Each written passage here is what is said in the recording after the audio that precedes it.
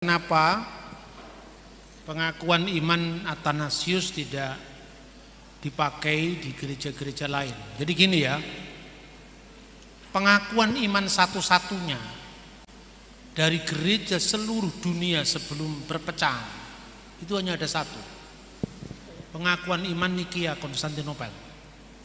Yang lain-lain itu adalah tradisi lokal. Maka tidak salah mengungkapkan tradisi lokal. Tapi kalau Anda membaca pengakuan iman rasuli, Anda nggak tahu apa-apa. Kan cuma dikatakan aku percaya akan Allah Bapa yang Maha Kuasa, kali ke langit dan bumi, dan akan Yesus Kristus anaknya yang tunggal, Tuhan kita. Hubungan antara Yesus dengan Bapaknya, anaknya yang tunggal. Bagaimana menjelaskan anak yang tunggal itu? Tidak ada penjelasan.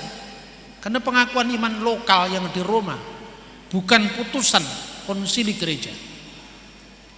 Dan akan Roh Kudus, gereja yang kudus dan am. Roh Kudus itu apanya? Allah. Hubungannya dengan Yesus apa? Hubungannya dengan Bapa apa? Tidak ada penjelasan sama sekali. Makanya aliran apapun pasti mau pakai pengakuan iman rasuli. Yang tidak percaya Tritunggal pun mau pakai pengakuan iman rasuli. Itu tidak salah, tapi tidak jelas. Kalau pengakuan iman rasuli jelas, maka tidak perlu ada konsili Nikeia, konsili Konstantinopel. Ya, itulah sebabnya pengakuan iman rasuli itu hanya dikenal di gereja Roma. Protestan kan dari Roma. Ya, gereja-gereja yang muncul dari Protestan semua itu Roma. Tapi di gereja timur, gereja Yerusalem, Konstantinopel, Alexandria, tidak dikenal pengakuan iman rasuli. Karena memang itu bukan rumusan mereka, itu rumusan dari saudara seiman mereka di Roma. Nah, pengakuan iman Athanasius itu produk dari abad ke-8. Tidak berasal dari Athanasius. Makanya di beberapa teks gerejawi itu ditulis pseudo Athanasian. Nah, makanya kalau pengakuan iman satu-satunya itu Katolik menerima, Protestan menerima, Ortodok menerima. Karena pengakuan iman Nikeia tahun 325 disempurnakan oleh Konstantinopel 381. Itu pengakuan iman gereja seluruh dunia sebelum perpecahan. Jadi perpecahan gereja pertama kan tahun 451, Konsili Kalsedon. Gereja Alexandria dan gereja Antioquia berpisah dengan gereja Roma dan Konstantinopel.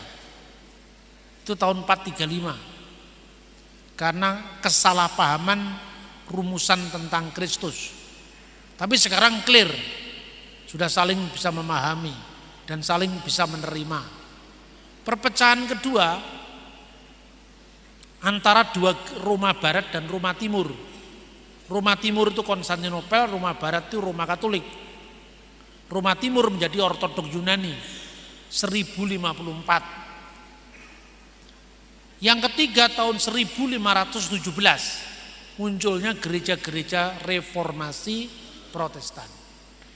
Nah, dari panjang sejarah selama 2000 tahun hampir itu pengakuan iman Nikeia Konstantinopel diterima di seluruh gereja. Berarti itu pengakuan iman yang hasil kesepakatan seluruh gereja. Sementara pengakuan iman Athanasius itu dari Roma, dirumuskan lewat tradisi orang Roma, bukan hasil konsili. Pengakuan iman singkat ya, pengakuan iman rasuli itu hasil tradisi Roma, bukan putusan konsili. Karena Yerusalem punya sendiri, gereja Kaisarea punya sendiri, gereja Alexandria punya sendiri. Itu menjadi bahan-bahan yang kemudian dirumuskan ulang secara lebih jelas di pengakuan iman Nikeia Konstantinopel.